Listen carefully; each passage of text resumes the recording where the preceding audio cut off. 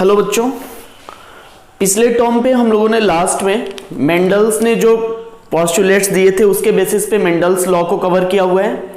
और उसी के साथ हम लोगों ने ये भी बात किया था कि मेंडल्स ने वो 7 कैरेक्टर्स कौन से ऑब्जर्व किए थे अलग अलग 4 डिफरेंट क्रोमोजोम्स के ऊपर। तो मेंडल्स लॉ के बारे में हम लोगों ने बात किया था पिछले टर्म पे, और उसी के साथ हम लोगों ने 7 ऑब्लिगेट कैरेक्टर्स जो मेंडल ने ऑब्जर्व किए थे उसके बारे में बात किया था। आज के क्लास के अंदर हम लोग बात करने वाले हैं जीन इंटरेक्शन के बारे में। अब यहां से जो हम लोग पढ़ने जा रहे हैं वो हमारा बेसिकली पोस्ट मेंडेलियन इंटरेक्शन में हम लोग कंसीडर करते हैं। हमने आपको सबसे पहले प्री मेंडेलियन थियरी एक्सप्लेन किया, जिसके अंदर हम लोगों ने डिफरेंट टाइप्स के पोस्टुलेट, डिफरेंट टाइप्स के थियरी पढ़ी। फिर हम लोगों ने मेंडलिज्म की बात करी, जिसके अंदर मेंडल्स के लॉ, मेंडल्स ने अपना जो एक्सपेरिमेंट किया, 7 ऑब्लिगेट कैरेक्टर्स जो उन्होंने ऑब्जर्व किए, वो सब कुछ हम लोगों ने बात किया। अब जो हम लोग स्टार्ट करने जा रहे हैं वो है बेटा post Mendelian theory. Post Mendelian theory के अंदर हम ये बात करेंगे कि मेंडल्स के बाद बहुत सारे ऐसे कैरेक्टर्स देखे गए, बहुत सारे ऐसे क्रॉस देखे गए जहां पे मेंडल्स के लॉ बिल्कुल फॉलो नहीं करते थे। यानी कि जो उन्होंने प्रपोज किया था, जो पोस्टुलेट्स दिए थे, वो बहुत सारे ऐसे प्लांट्स थे जहां पे वो अप्लीकेबल नहीं थे। तो उसी को लेकर के ये तीसरा कैटेगरी हम लोग पढ़ने जा रहे हैं, जिसको हम लोग बोलते हैं post Mendelian theory. Post Mendelian theory के अंदर हम लोग क्या बात करते हैं बेटा, पोस्ट मेंडेलियन इनहेरिटेंस में हम बात करेंगे जीन इंटरेक्शन के बारे में। जीन इंटरेक्शन क्या होता है मैं आपको सिंपली समझा देता हूं। यहां पे 2 टर्म दिया हुआ है, एक दिया हुआ है जीन, दूसरा दिया हुआ है इंटरेक्शन। नाम से पता चल रहा है, जीन का मतलब जीन्स और इंटरेक्शन का मतलब होता है दोनों के बीच में कैसा इंटरेक्शन हो रहा है। जब 2 जीन्स के बीच में आपस में इंटरेक्शन होगा और उसके कारण जब प्रोजेनी के अंदर नए कैरेक्टर्स अपीयर होते हैं, तो वो फिनोमेना जो कहलाता है उसी को हम लोग बोलते हैं इंटरेक्शन, या उसी को बोलते हैं जीन इंटरेक्शन। तो interaction between 2 genes is known as gene interaction. अब यहां पे आपको मैं ये समझा रहा हूं कि यहां पे जो डेफिनेशन लिखा हुआ है वो ये लिखा हुआ है कि interaction between 2 jeans of same allele. Same alleles का मतलब अगर हम लोग होमोजाइगस कंडीशन की बात करते हैं तो सेम एलील, एक ही एलील्स, मतलब एक जीन के 2 एलील्स के बीच में अगर इंटरेक्शन होता है, या फिर ऐसा भी कंडीशन हो सकता है और इन बिटवीन 2 डिफरेंट एलील्स, या 2 अलग अलग जीन, 2 अलग अलग एलील्स जो 2 अलग अलग लोकस पे प्रेजेंट हैं, उनके बीच में इंटरेक्शन हो सकता है। कंडीशन क्या है थोड़ा सा समझिएगा। अब एक एग्जांपल से हम लोग ये एलीलिक इंटरेक्शन समझने की कोशिश करते हैं। मान लीजिए हमने यहाँ पे एक क्रोमोजोम बनाया है, ये एक क्रोमोजोम है और ये एक दूसरा क्रोमोजोम आपके सामने मैंने बना दिया। ये जो क्रोमोजोम है यहां पे कुछ कैरेक्टर्स हैं, जैसे मान लीजिए कैपिटल T है ना, और इसके नीचे दूसरा है कैपिटल Y। ऐसे ही इसके सामने वाले क्रोमोजोम पे आपको स्मॉल t दिखाई दे रहा है और स्मॉल y दिखाई दे रहा है। अगर हम बात करें तो ये जो दोनों क्रोमोजोम दिखाई दे रहे हैं, ये कैसे क्रोमोजोम है बेटा, होमोलॉगस क्रोमोजोम है। कैसे क्रोमोजोम है, होमोलॉगस क्रोमोजोम। ठीक, अगर ये होमोलॉगस क्रोमोजोम है और इंटरेक्शन कहां पे होगा, इसके बीच में नहीं होगा। इंटरेक्शन कहां होगा बेटा, इनके और इनके बीच में होगा, क्योंकि अब हम बात कर रहे हैं किसकी, जीन्स के बीच के इंटरेक्शन की। अब एलील्स के बीच के इंटरेक्शन की बात नहीं रही। अभी तक जो हमने मेंडल्स में पढ़ा था वो एलील्स के बीच में इंटरेक्शन था। अब यहां पे क्या है, 2 जीन्स के बीच में इंटरेक्शन है, क्योंकि यहां पे डेफिनेशन में आपने लिखा हुआ है gene interaction, interaction between 2 genes. तो अब ये 2 अलग अलग क्या है, एलील्स हैं, और एक जीन के 2 एलील और उनके बीच में क्या हो रहा है, इंटरेक्शन होगा। तब ऐसे को हम लोग बोलेंगे क्या, इंट्राजेनिक जीन इंटरेक्शन। तो ऐसे को क्या आप बोलोगे, इंट्राजेनिक जीन इंटरेक्शन। अगर हम लोग, ये तो होमोलॉगस क्रोमोजोम है, दूसरा अगर हम लोग बनाते हैं, यहां पे मान लीजिए एक दूसरा क्रोमोजोम मैंने बना दिया, इसको मैं दूसरे कलर से बना देता हूं। अगर मान लीजिए मैंने एक दूसरा क्रोमोजोम बनाया, फॉर एग्जांपल ये है, ये एक दूसरा क्रोमोजोम है ना। अब इनके अंदर भी क्या है, 2 अलग अलग कैरेक्टर है। मान लीजिए एक कैपिटल R है और एक कैपिटल A है, और यहां पे क्या है, एक स्मॉल r है और एक स्मॉल a है। तो ये आपस में क्या है, होमोलॉगस है। ये भी क्रोमोजोम आपस में क्या होंगे, होमोलॉगस क्रोमोजोम होंगे। लेकिन ये जो दोनों, ये क्रोमोजोम और ये क्रोमोजोम आपस में क्या होंगे, हेट्रोलॉगस क्रोमोजोम होंगे। ये आपस में दोनों क्या होंगे, हेटेरोलॉगस होंगे, लेकिन ये दोनों क्या है, होमोलॉगस हैं, ये दोनों अपने लिए क्या है, होमोलॉगस हैं। अब क्या हो, अगर इस T का इंटरेक्शन इस R के साथ अगर होता है, समझिएगा ये दो अलग अलग लोकस की जीन की मैं बात कर रहा हूं, तो दो ऐसे अलग अलग एलील्स हैं जो दो अलग अलग क्रोमोसोम पे क्या है, लोकेटेड है, और उनके बीच में अगर इंटरेक्शन होता है तब उनको हम लोग नाम देते हैं नॉन एलिलिक इंटरेक्शन या इंटरजेनिक जीन इंटरेक्शन। तो इंटरजेनिक जीन इंटरेक्शन का मतलब ऐसा इंटरेक्शन जिसमें कि दो या दो से ज्यादा जीन्स के बीच में इंटरेक्शन होगा जो दो अलग अलग लोकस पे प्रेजेंट होंगे, और यहां पे अगर हम इसके बीच में इंटरेक्शन कराते हैं तो ये क्या है बेटा, सेम मतलब वहीं पे सेम लोकस के बीच में क्या हो रहा है, इंटरेक्शन हो रहा है। तो यहां पे आपको डिफरेंस समझ में आ रहा होगा कि अगर दो अलग अलग क्रोमोसोम्स जो दो अलग अलग जगह पे दो अलग अलग लोकस पे प्रेजेंट हैं और उनके बीच में उन जीन्स के बीच में इंटरेक्शन होता है, तब उसको हम लोग बोलते हैं नॉन एलिलिक इंटरेक्शन, या इसी को बोलते हो इंटरजेनिक इंटरेक्शन। और अगर बेटा सेम एलील्स के बीच में होता है, अगर इसके बीच में इंटरेक्शन होगा तो इसको हम लोग नाम देंगे क्या, इंट्राजेनिक। तो इस तरह के इंटरेक्शन को नाम दिया जाता है इंट्राजेनिक, और इस तरह के इंटरेक्शन को नाम देते हैं क्या, इंटरजेनिक। ये आपको क्लियर समझ में आना चाहिए। तो आपको मैंने ये बताया कि interaction between two genes is known as gene interaction. अब वो दो टाइप के हो सकते हैं, या तो वो एलिलिक इंटरेक्शन या इंट्राजेनिक इंटरेक्शन हो सकता है, या तो वो नॉन एलिलिक और इंटरजेनिक इंटरेक्शन होता है। मैंने आपको क्लियर किया इंट्रा और इंटर में क्या डिफरेंस है। यहां पे डिफिनेशन लिखा हुआ है, when two alleles of a gene, यानी कि एक जीन के दो एलील है ना, एक जीन के दो एलील, और उन दो एलील्स के बीच में क्या हो रहा है, इंटरेक्शन हो रहा है, और उन दोनों इंटरेक्शन के कारण जो कैरेक्टर्स का प्रोडक्शन होगा उसको हम लोग क्या बोलेंगे, एलिलिक इंटरेक्शन या इंट्राजेनिक इंटरेक्शन। लेकिन अगर यही इंटरेक्शन जो दो अलग अलग लोकस पे सिचुएटेड है उनके बीच में अगर इंटरेक्शन होता है और नए कैरेक्टर्स का प्रोडक्शन होता है, तब वो कहलाता है क्या, इंटरजेनिक जीन इंटरेक्शन। तो इज दैट क्लियर, ये बिल्कुल आपको समझ में आना चाहिए इंट्राजेनिक और इंटरजेनिक में क्या डिफरेंस है। अब मैं थोड़ा सा आपको और आगे ले चलता हूं। अगर हम लोग थोड़ा सा और आगे चलें तो यहां पे आपको मैंने ये डेफिनेशन क्लियर किया कि इंटरजेनिक और इंट्राजेनिक क्या है। अब यहां पे आपको यह समझना है कि जो इंट्राजेनिक जीन इंटरेक्शन होते हैं इनमें आपको कुछ एग्जांपल समझ में आएंगे। जैसे फॉर एग्जांपल हम लोग पढ़ेंगे incomplete dominance, codominance, multiple allelism condition भी मैं आपको एक्सप्लेन करने वाला हूं। तो अभी के क्लास में, आज के क्लास में हम लोग इसको डील करने वाले हैं, इंट्राजेनिक जीन इंटरेक्शन किसे बोलते हैं।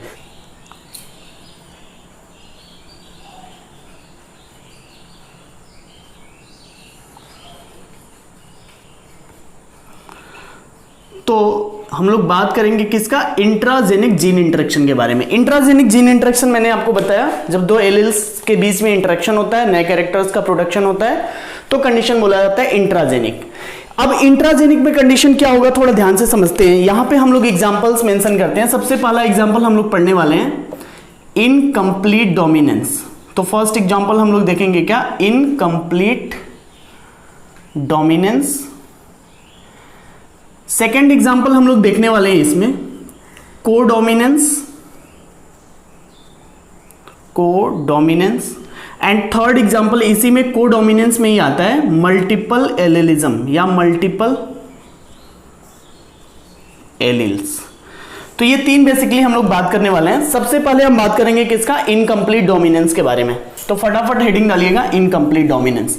इनकम्प्लीट डोमिनेंस ऑब्जर्व किया गया है किसके अंदर, यहां पे एग्जांपल लिखते हैं किसके अंदर, मिराबिलिस जलोपा। एक प्लांट है जिसको हम लोग बोलते हैं क्या, मिराबिलिस जलोपा। नाम सुना होगा आपने। मिराबिलिस जलोपा जो प्लांट है इसको हम लोग कॉमनली 4 o'clock प्लांट भी बोलते हैं। तो इसको हम लोग क्या बोलते हैं, 4 o'clock प्लांट बोलते हैं। इस मिराबिलिस जलोपा के अंदर बेसिकली दो तरीके के फ्लावर आपको दिखाई देंगे। अगर इसमें फ्लावर्स की बात करें तो इसके फ्लावर दो टाइप के दिखाई देंगे, एक रेड कलर के होते हैं और दूसरे व्हाइट कलर के होते हैं। तो दो कलर का फ्लावर इसमें आपको दिखाई देगा, ठीक है। अब थोड़ा ध्यान से समझना है, हमें इन्हीं फ्लावर्स के बीच में इंटरेक्शन कराना है। कैरेक्टर क्या है बेटा, एक सिंगल कैरेक्टर है, फ्लावर है ना, फ्लावर का कलर हम लोग ले रहे हैं। अब यहां पे इंटरेक्शन में आपको समझाता हूं इनकम्प्लीट डोमिनेंस कैसे होगा। कंप्लीट डोमिनेंस आपने पढ़ा था, तो वहां पे पढ़ा था कि जो डोमिनेंट एलील होता है उसका एक्सप्रेशन हमेशा F1 हाइब्रिड में होता है। अब यहां पे थोड़ा सा अंतर आपको नजर आएगा, डिफरेंस मैं आपको समझाने की कोशिश करता हूं। पहला एक रेड कलर क्रॉस कराएंगे किससे, व्हाइट कलर से, यही है ना। तो ये दो फिनोटिपिक कैरेक्टर मैंने सेलेक्ट किया है। रेड के लिए अगर मैं कैपिटल आर लेता हूं तो व्हाइट के लिए मैं स्मॉल आर लूंगा। ये एक इंडिविजुअल मेल मान लो इसको, यह फीमेल, तो ये दोनों क्या मेरे लिए हो गए, पेरेंट्स हो गए, है ना। ये दोनों क्या हैं, पेरेंट्स हैं। क्लियर, यहां तक बातें समझ में आ रही हैं। अब आपको पता है कि हमेशा जब गैमेट फॉर्मेशन होता है तो दो में से केवल एक एलील जाएगा, तो यहां से एक एलील और यहां से भी क्या होगा, एक एलील आएगा। तो ये जो दोनों बने वो क्या बने हैं, एक्चुअल में ये गैमीट्स बने हैं, है ना। तो ये दोनों गैमीट बने। अब क्या होता है, अब आर और स्मॉल आर आपस में क्या होंगे, क्रॉस करेंगे और यहां पे बनेगा क्या, F1 हाइब्रिड, यहां पे F1 जनरेशन। और F1 जनरेशन में आपको कलर दिखाई दे रहा है RR। अब थोड़ा ध्यान से समझना, अकॉर्डिंग टू मेंडल, अगर हम मेंडल के हिसाब से अगर देखेंगे तो यहां पे कैपिटल R का एक्सप्रेशन होना चाहिए, क्योंकि लॉ ऑफ डोमिनेंस तो यही बोलता है कि जो डोमिनेंट एलील होंगे उनका कैरेक्टर एक्सप्रेस होगा, जो रेसेसिव होंगे उनका कैरेक्टर सप्रेस हो जाएगा। और जितना बार F1 जनरेशन बनता है, सबसे मजेदार बात है कि वही एक्सप्रेशन शो होता था। यहां पे आप जब देखोगे तो यहां पे ना तो रेड बन रहा है ना तो व्हाइट बनेगा, यहां पे एक नया कलर आपको दिखाई देगा, पिंक कलर। कैसा कलर दिखाई दे रहा है, पिंक कलर। अब आप थोड़ा सा दिमाग लगाओगे तो समझ जाओगे कि रेड कलर था, व्हाइट कलर था, दोनों मिक्स हुए आपस में, पिंक कलर। आप ऐसे कलर लेके भी कर सकते हो, रेड कलर लो उसमें व्हाइट कलर डालो, पिंक कलर बन जाता है। तो यहां पे आपको दिखाई दे रहा है कि दोनों कलर, यहां पे डोमिनेंट अलग एक्सप्रेशन नहीं शो कर रहा है, डोमिनेंट और रेसेसिव दोनों आपस में मिक्स हो जा रहे हैं, ब्लेंडिंग हो जा रही है, और उस ब्लेंडिंग के कारण एक नया कलर अपीयर हो रहा है जिसको हम लोग बोलते हैं पिंक कलर। अब ये जो पिंक कलर अपीयर हुआ, ये तो हमारा F1 जनरेशन में हमेशा पिंक कलर बनेंगे। अगर इसका F2 जनरेशन आप निकालते हो तो इस RR को क्या करोगे, अलग कर दोगे, तो कैपिटल R स्मॉल r दोनों क्या हो गए, अलग हो गए। अब इसका सेल्फिंग अगर कराओगे तो इधर भी आप कैपिटल R स्मॉल r लोगे, ये मान लो मेल था इधर वाला और इधर वाले को मान लो फीमेल है। अब इसका अगर क्रॉस कराते हो तो कैपिटल R क्रॉस करेगा कैपिटल R से, बनेगा क्या, कैपिटल R कैपिटल R। अगर इसका क्रॉस इससे कराओगे तो बनेगा क्या, capital R small r, small r capital R, तो कैपिटल R स्मॉल r, और स्मॉल r का क्रॉस कराओगे स्मॉल r से तो स्मॉल r। कुछ इस तरह से रेशियो आपको देखने को मिलेगा। अब ये हमारा जो बन के आया, ये कौन सा जनरेशन है बेटा, F2 जनरेशन। F2 जनरेशन में अगर हम बात करें तो यहां पे एक तो होमोजाइगस डोमिनेंट बन रहा है और दूसरा एक होमोजाइगस रेसेसिव बन रहा है। अब यहां पे अगर आप फिनोटाइप लिखते हो, यहां पे अगर आप फिनोटाइप लिखोगे तो फिनोटाइप क्या लिखोगे, फिनोटाइप क्या दिखाई दे रहा है, हमें तो दो कलर दिखाई दे रहा था, रेड व्हाइट, है ना। तो रेड एंड व्हाइट, ये दो कलर हमें दिखाई दे रहे थे। लेकिन जब हम लोग यहां पे फिनोटाइप लिखते हैं तो अब देखो क्या लिखेंगे, पहला क्या बना हुआ है, रेड, है ना। दूसरा क्या बनेगा, capital R small r, capital R small r, तो दो क्या बन रहे हैं, पिंक बन रहे हैं, दो क्या बन रहे हैं, पिंक बन रहे हैं, और एक क्या बन रहा है, व्हाइट बन रहा है। तो फिनोटाइप रेशियो क्या आया बेटा, 1:2:1। क्लियर, समझ में आ रहा है, क्योंकि एक रेड बना तो एक, दो पिंक बन रहे हैं तो दो पिंक लिखा हुआ है, और एक व्हाइट बना हुआ है तो एक व्हाइट। तो फिनोटिपिक रेशियो यहां पे चेंज हो गया। अगर आप लॉ ऑफ डोमिनेंस की बात करो तो वहां पे फिनोटिपिक रेशियो क्या था, 3:1। एक रेसेसिव था, बाकी 3 डोमिनेंट थे, और 2 हाइब्रिड थे उसमें, और एक होमोजाइगस। यहां पे एक होमोजाइगस, 2 होमोजाइगस कंडीशन में दिख रहे हैं, लेकिन 2 यहां पे नए कैरेक्टर अपीयर हो रहे हैं, और ये किसके कारण हो रहा है, जीन के इंटरेक्शन के कारण। तो जीन इंटरेक्ट किए आपस में और उनके इंटरेक्शन के कारण नए कैरेक्टर्स का प्रोडक्शन हुआ, और इसीलिए इसको हम लोग बोलते हैं इनकम्प्लीट डोमिनेंस। क्योंकि कंप्लीट डोमिनेंट अगर होता तो रेड कलर होता। अगर हम लोग इसका जीनोटाइप अगर निकालें तो जीनोटाइप अगर आप इसका निकालोगे बेटा तो जीनोटाइप क्या आएगा, 1:2:1 ही आएगा, क्योंकि एक capital R, 2 capital R small r और एक स्मॉल r।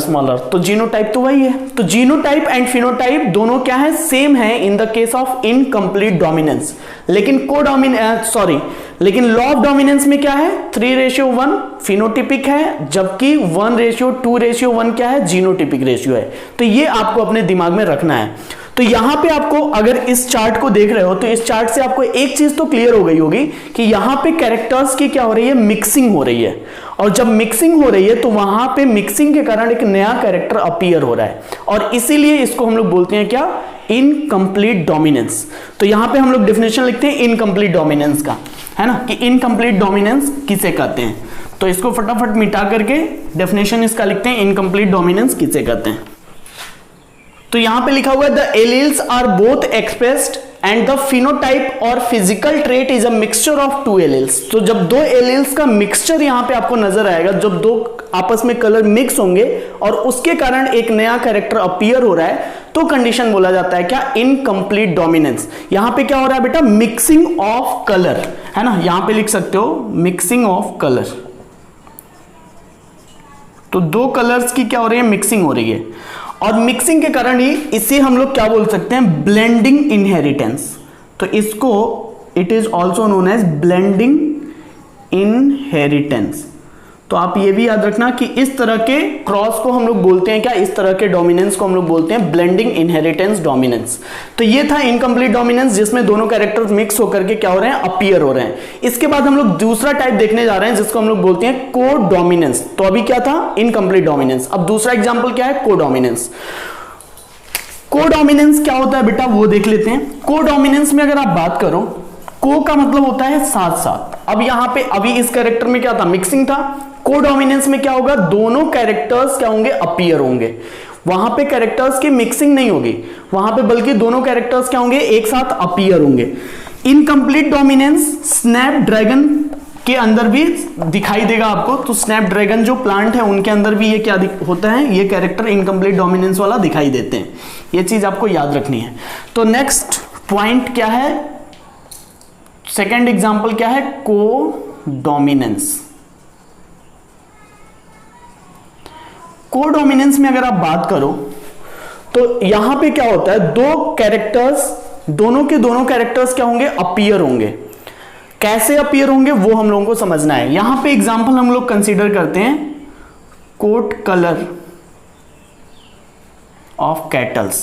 कैटल्स के कोट कलर को लेकर के एग्जांपल यहां पे कंसीडर किया गया है। अगर कैटल्स को हम देखें तो अलग अलग कलर में वो आपको दिखाई देंगे। हम दो कलर यहां पे सेलेक्ट कर रहे हैं, brown colour and white colour. तो दो कलर के कैटल्स हमारे पास हैं, एक का कलर ब्राउन है, दूसरे का कलर व्हाइट है। आप देख के भी बता सकते हो कि डोमिनेंट कौन होगा, रिसेसिव कौन हो सकता है। तो ब्राउन कलर क्या है, यहां पे डोमिनेंट है तो कैपिटल बी, और व्हाइट कलर क्या है, रिसेसिव है तो स्मॉल बी। अब ये दोनों क्या है बेटा, हमारे लिए पेरेंट्स जैसे हैं। ये पेरेंट्स जैसे रिएक्ट करेंगे, तुम इसको मेल मान लो, इसको फीमेल मान लो, या किसी को मेल किसी को फीमेल मानो। अब क्या होगा, गैमीट फॉर्मेशन के टाइम पे दो में से एक, यहां पे भी गैमीट फॉर्मेशन के टाइम में से दो में से एक, तो ये दोनों क्या बन गए, गैमीट बना, है ना। अब क्या होता है, आपस में ये क्रॉस करेंगे तो क्या बनेगा, कैपिटल बी स्मॉल बी। ये कौन सा जनरेशन है, F1 जनरेशन। अब यहां पे जो F1 जनरेशन में कैपिटल बी स्मॉल बी आया, क्या ये ब्राउन कलर बना या ये व्हाइट कलर बना, कुछ नहीं। ये क्या बना, ये रोन कलर बना। ये कैसा बना, रोन कलर। अब क्या है भाई, ये रोन कलर क्या है, क्या इन दोनों के कलर्स की मिक्सिंग हो गई, नहीं। आपने बहुत सारे कैटल्स ऐसे देखे होंगे जिनके बॉडी के सरफेस पे आपको अलग अलग कलर्स दिखाई देते हैं, चितकबरा कलर जिसको बोलते हो, है ना, पैचेज जिसको बोलते हो। तो रोन कलर का मतलब क्या हो गया, patches of colours. Patches of colour किसका, कौन कौन सा कलर, ब्राउन एंड व्हाइट, इन दोनों का पैचेस दिखाई देगा, पैच फॉर्म दिखाई देगा, कहीं पे ब्लैक, कहीं पे ब्राउन, कहीं पे व्हाइट, कहीं पे ब्राउन, कहीं पे व्हाइट। तो ऐसे बॉडी की सरफेस के ऊपर आपको कलर्स अपीयर होते हुए दिखाई देंगे। ना तो कलर की मिक्सिंग हुई, ना तो केवल एक कलर का अपीयरेंस हुआ, बल्कि यहां पे दोनों कलर्स क्या हो रहे हैं, साथ साथ अपीयर हो रहे हैं। इसीलिए इस टाइप के डोमिनेंस को अपन लोग बोलेंगे क्या, को डोमिनेंस। अगर हम लोग इसको क्या करें, अगर इसका हम लोग F2 जनरेशन निकालें तो F1 जनरेशन में क्या आया हुआ है बेटा, F1 जनरेशन में हमारा है कैपिटल बी स्मॉल बी, यही आया हुआ है। अब इसको अगर आप, ये कौन सा कलर है, रोन कलर, है ना। अगर हम लोग इसके F2 जनरेशन को निकालेंगे तो सेल्फिंग कराना पड़ेगा। तो पहले गैमीट को सेग्रीगेट करोगे, कैपिटल बी स्मॉल बी अलग अलग हो गए। अब इनको क्रॉस कराओगे कैपिटल बी स्मॉल बी से, तो कैपिटल बी स्मॉल बी, है ना। अगर कैपिटल बी क्रॉस करेगा तो कैपिटल बी, इससे क्रॉस कराओगे तो capital B small B and small B. ये क्लियर है, क्रॉस में तो कोई दिक्कत होनी नहीं है। अब यहां पे भी अगर आप देखोगे तो ये हमारा कौन सा जनरेशन है, F2 जनरेशन, और इस F2 जनरेशन में अगर आप फिनोटिपिक रेशियो की फाइंड बताओ तो फिनोटिपिक रेशियो यहां पे क्या आएगा, फिनोटिपिक रेशियो आएगा क्या 1:2:1 का है भाई, क्योंकि एक हमारा कैपिटल बी के वजह से क्या बनेगा ब्राउन, तो एक क्या बना ब्राउन है ना, दो बन रहे हैं कैपिटल बी स्मॉल बी, तो ये क्या बने रोन कलर, तो दो हमारे क्या बन गया रोन कलर, और एक स्मॉल बी की वजह से क्या बन गया व्हाइट, तो एक बन गया व्हाइट। तो बेसिकली ये आपको क्लियर हो जाना चाहिए कि कैसे इनका अपीयरेंस हो रहा है। तो बेसिकली ये आपको समझ में आ गया होगा कि कोडोमिनेंस और इनकम्प्लीट डोमिनेंस में क्या डिफरेंस है। कोडोमिनेंस में क्या हो रहे हैं, दो कलर एक साथ अपीयर हो रहे हैं, और इनकम्प्लीट डोमिनेंस में क्या हो रहा है, दोनों कलर्स की मिक्सिंग हो रही है। बस डिफरेंस आपको यही समझ में आना है। बाकी इन दोनों का अगर रेशियो आप फाइंड आउट करते हो तो इस एग्जांपल्स के अंदर आपको दोनों का रेशियो 1:2:1 ही आएगा। जीनोटाइप अगर आप निकालते हो इसका जीनोटाइप, तो जीनोटाइप भी आपको क्या दिखाई देगा, सेम दिखाई देगा 1:2:1। जीनोटाइप भी क्या है, सेम है। तो यहां पे आपको कोडोमिनेंस इनकम्प्लीट डोमिनेंस दोनों समझ में आ गया होगा। तो आप अगर लिखना चाहते हो तो कोडोमिनेंस में क्या लिख सकते हो कि यहां पे कलर्स की मिक्सिंग नहीं हो रही है, बल्कि दोनों कलर्स क्या हो रहे हैं साथ साथ अपीयर होते हैं, तब ऐसे कंडीशन को अपन लोग बोलते हैं क्या कोडोमिनेंस। पक्का। अब हम लोग लास्ट में चलते हैं, ये आपको कोडोमिनेंस का एग्जांपल एक समझाया। कोडोमिनेंस में ही एक दूसरा एग्जांपल आता है मल्टीपल एलील्स वाला, है ना। तो मल्टीपल एलील्स वाले एग्जांपल को भी समझ लेते हैं। मल्टीपल एलिलिज्म अगर हम बात करें तो अलग अलग एग्जांपल्स उसमें कंसीडर किए गए हैं। आपके बुक में आपको दिया हुआ है एबीओ ब्लड ग्रुप को लेकर के, है ना। तो कोडोमिनेंस में ही हम लोग बात करेंगे एग्जांपल यहां पे एबीओ ब्लड ग्रुप, है ना।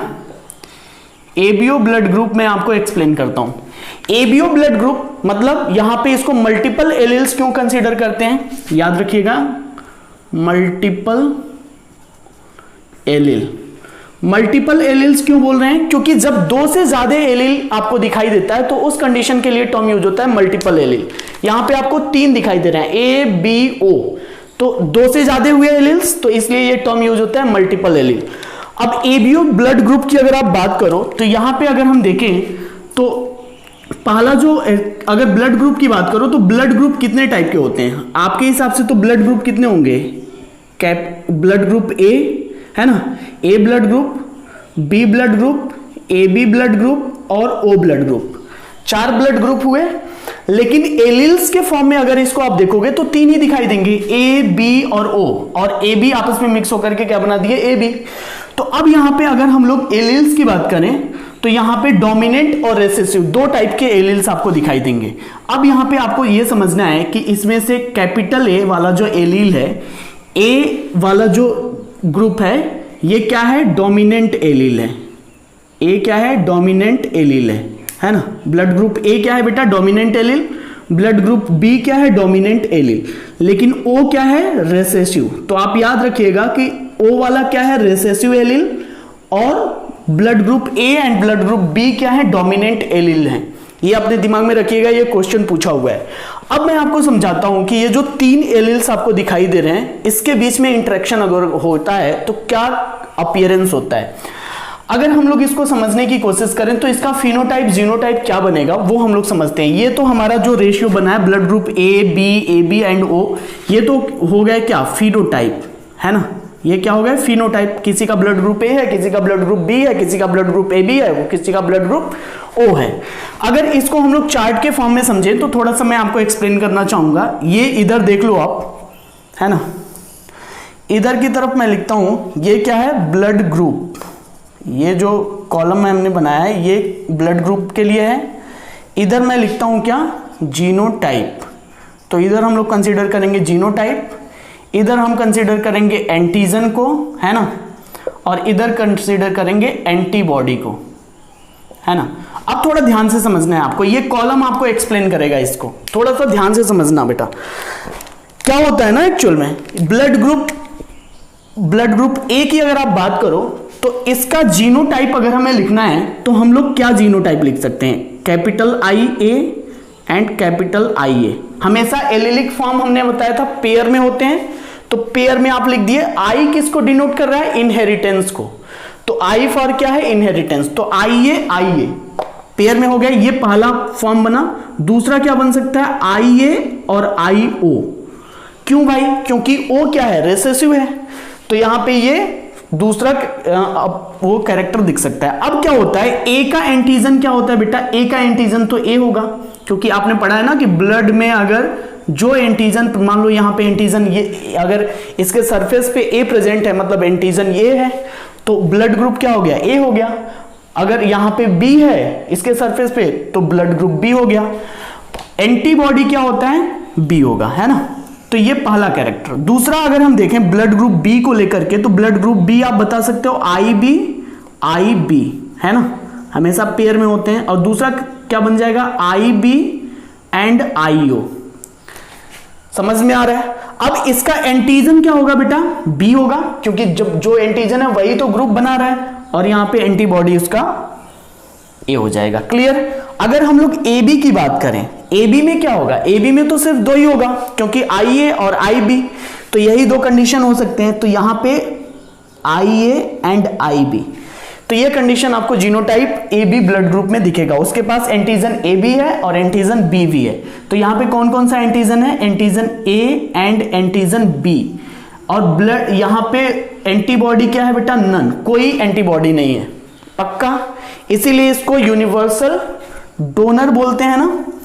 और अगर हम बात करें ओ का, तो ओ में क्या होगा बेटा, यहां पे आप लिख सकते हो आईओ और आईओ, क्योंकि ये रेसेसिव है तो सिंगल आप ऐसे ही लिखोगे।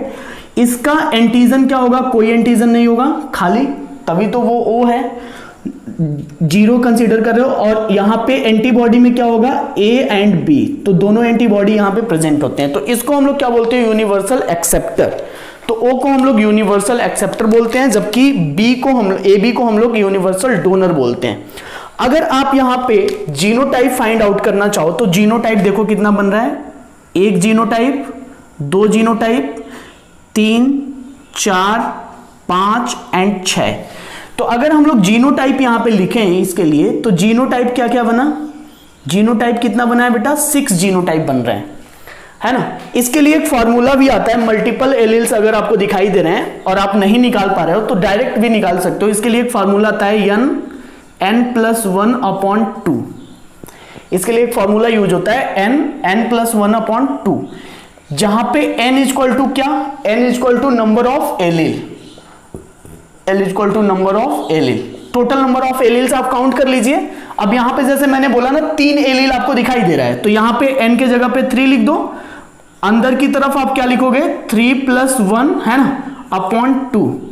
तो अब यहां पे क्या होगा, अगर आप सॉल्व करो तो देखो, ये हो गया 3, ये हो गया 4, ये हो गया 2, 3 4, अब 3 का 4 से मल्टीप्लाई होगा तो 12/2, तो क्या हो जाएगा 6।